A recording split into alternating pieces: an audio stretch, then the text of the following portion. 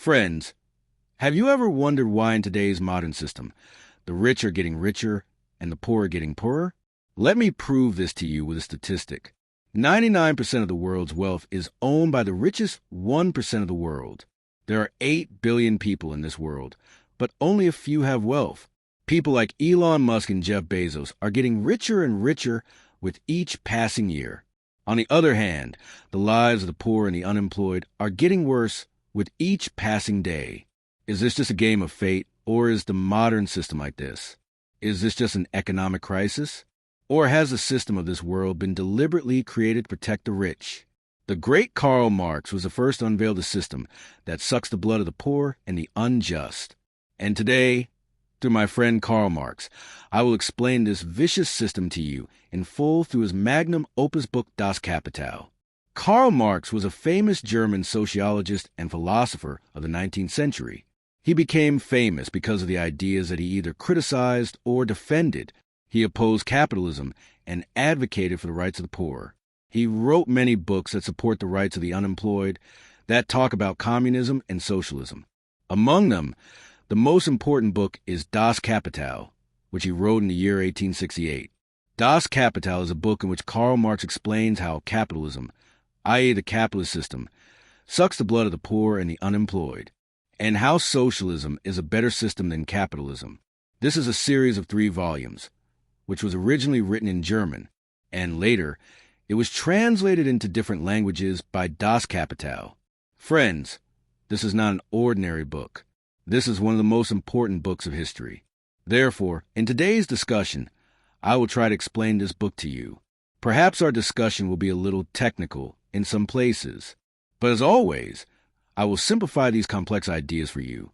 In Volume 1 of this book, the complete process of capital production has been described. According to Marx, the most basic unit of capitalism in the world is commodity. Commodity is something that is made to be sold in the market. In simple words, if you make a roti at home to satisfy your hunger, then it is not a commodity. But if you make that same roti to sell to people, then it becomes a commodity. This means that things are made in the capitalist system not just for use, but to make a profit from it. Marx explained 2 types of commodities. One is the use value, i.e. the price of its benefits or needs. How anything is used, like a fan gives air, the roti quenches hunger. And the second is the exchange value. The exchange value is related to the market. It is the price that can be paid in exchange for other things. That is, the price given in exchange for anything.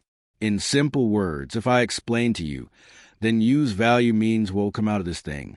And exchange value means how much will this thing sell in the market. In capitalism, people only look at what the exchange value of this thing is. They forget how hard it is for the worker to make this thing. That is, man's hard work is hidden behind things. Marx called this commodity fetishism. This is an amazing concept that you need to understand. Karl Marx said that in capitalism, commodities are seen as if they have a natural value. But in reality, that value is not of the thing. That value is of the worker behind it. Let's suppose that there's a very expensive wristwatch, a Rolex watch. People look at it and say that it is worth $5,000. It is very expensive. But no one thinks how long it took to make every part of this watch, how much sweat it took, how much skill it took. When we see this wristwatch in an expensive showroom, we see its price, its brand value, its shine, whereas no one can see the hard work behind it. Marx said some historical lines here. He said that people give value to commodities, but forget the people who create that value. This illusion is the core problem of capitalism. It is a fundamental problem of the capitalist system. But what does this word fetishism mean? Normally, fetish means to give extra power to an object, like an amulet or idol, which people consider supernatural. This is what happens in capitalism as well. In fact, this is the flaw of capitalism, in which the superficial value of any product or thing is seen. It is understood that this thing is expensive, whereas the hard work behind it is not mentioned. For example, an iPhone is sold for $2,000. People say that it is an Apple brand. That is why it is expensive. People look at the iPhone, buy it, and even praise it. But no one sees that 18 to 20-year-old boys and girls have worked for 12 hours to assemble this phone. An iPhone is sold for $2,000. But the monthly salary of these boys and girls may not be more than $300 to $400. Do you see the difference in salary of a laborer and the exchange value of that thing? Karl Marx had the highest objection to this. He used to say that in the capitalist system, the face that is hidden the most is the face of a laborer. And in reality, it is this laborer who runs the system of the world. Then Marx comes to his core theory, which is called the labor theory of value. According to this theory, the real value of any commodity is determined by how much socially necessary labor time it took to make it. Let's suppose you have two tables in front of you. It took a laborer 4 hours to make one table, and it took a laborer 8 hours to make the other. According to Marx, the table that took 8 hours to make, its value should be higher. The reason for this is that a laborer has worked harder on the table that took 8 hours to make. He has invested more labor. The mathematical equation for this is something like this. Mean value of the product is equal to socially necessary labor time. That is, the value of the thing will be the same as the labor it takes. Here, to explain the concept of labor, Marx mentions two types of labor. The first is concrete labor. This is a specific work that any person does. That is, a carpenter, a teacher, or a factory worker. The second is abstract labor. This is a general labor that is measured according to time, no matter what the work is. It doesn't show what work you are doing. It only shows how many hours you have worked, whether the work is in a factory, in a kitchen, or you are a freelancer. It shows how many hours you have spent if you have worked hard to do that work. Then it has an economic value. That is, every work has an abstract level, in which it is seen how much effort, how much time, and how much energy it took to do that work. Marx also said that the value of everything is determined by the time, which is socially necessary labor time. That is, the average time that a skilled worker takes to make something in normal conditions. If machines have the work today, then the value of the thing also halves because the effort was less. Friends, this concept of Marx's labor theory of value is the reason why he removed the mask of the capitalist system. He writes that the value we see in the market is actually like a cheat code. Behind that thing is a lot of hard work, labor, fatigue, time. But the biggest crime is that the worker doesn't get the value of his labor. And now comes Marx's most explosive idea, that is surplus value. Marx says that the value of labor power and the value which that labor power creates in the labor process are two different magnitudes. He wants to say that the value that a worker creates, he only gets one share of it. According to Marx, the idea of surplus value is the weapon through which the capitalist exploits the entire market. And through this surplus idea, he becomes richer and richer. Let me explain this to you with an example. Suppose it takes a worker an hour to make a shirt. He gets 200 rupees for an hour, but that shirt sells for 2,000 rupees in the market. So this Rs, 1,800 is called surplus value.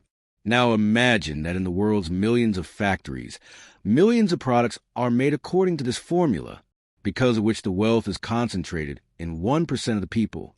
The entire life, the capitalist sucks the blood of the laborers. He gets the minimum wage, and through that wage, he multiplies the profit. This is the core idea of capitalism. Marx said something that is totally against today's system. He said that profit is theft. Marx gave another breathtaking idea through surplus value. He made the entire capitalistic system naked.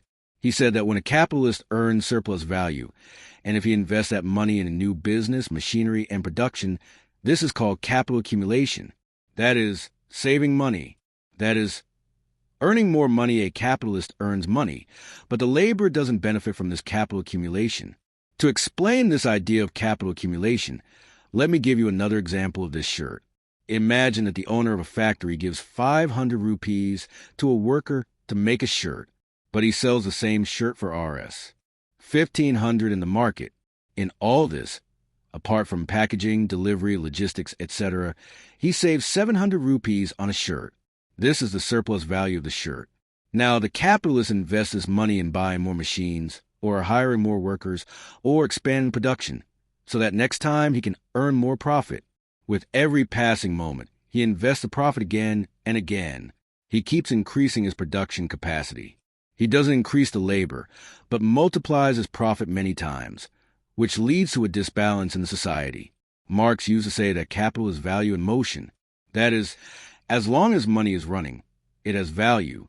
That is, money is capital as long as it is running, investing, and increasing. Karl Marx was also a great man. He explained such a great idea. Here he also explained the difference between money and capital. He said that money is the money that you use today.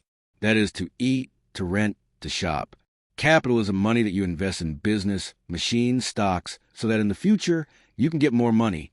A normal day laborer spends his entire life fulfilling his needs with his money, while a capitalist invests his capital again and makes huge profits through that investment.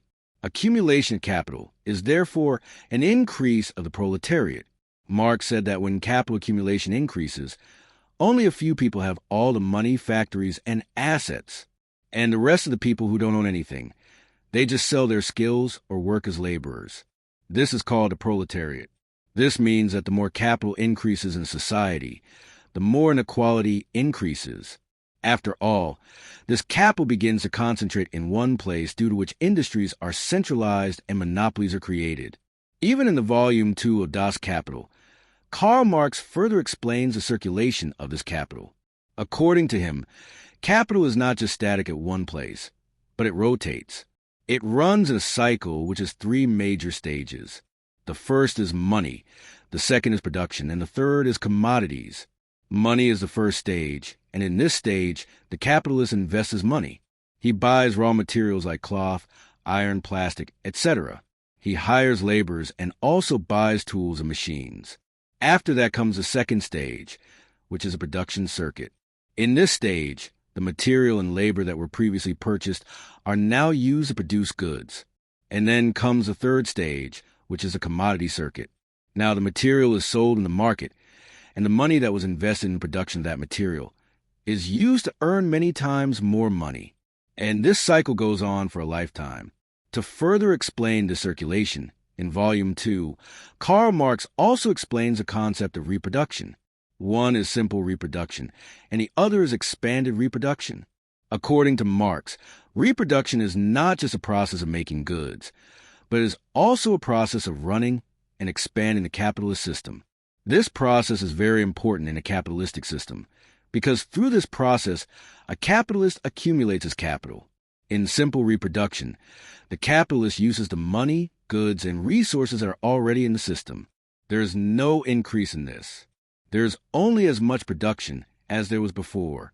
Labor is given, raw materials are purchased, goods are made and sold, but the size of the system does not increase. Therefore, through simple reproduction, the capital remains the same as it was before. On the contrary, in expanded reproduction, a capitalist reinvests his profit so that more goods can be made. He keeps new labor, buys more raw materials, and increases production. This expansion is the essence of this capitalistic system.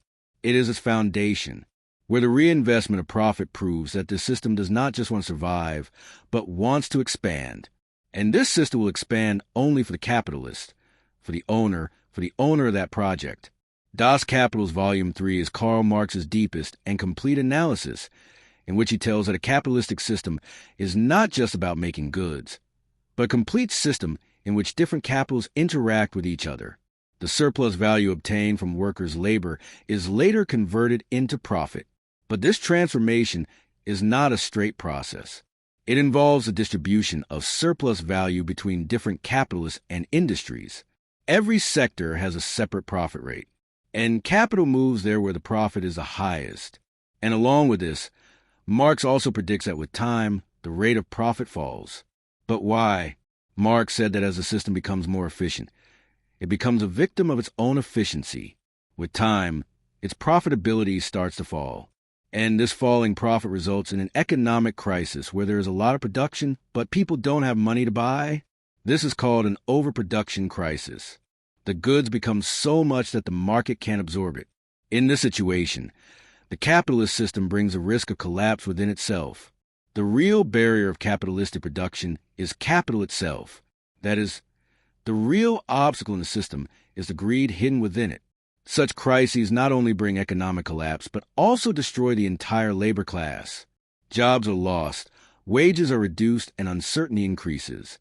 But friends, look at the strange, poor, and amusing thing that this economic crisis also becomes an opportunity for the capitalists. They end their competition, buy their assets at low prices, and then again start the machinery of making profit from it. This was the story of Das Kapital. Karl Marx's words are great, true, motivational, and revolutionary. But unfortunately, today's system is of capitalism. Today, capital, profit, capital accumulation, wealth accumulation is the biggest reality of the world. Do you think that Karl Marx's revolutionary philosophy can change the world again or not? To give me your feedback. Until next time, goodbye.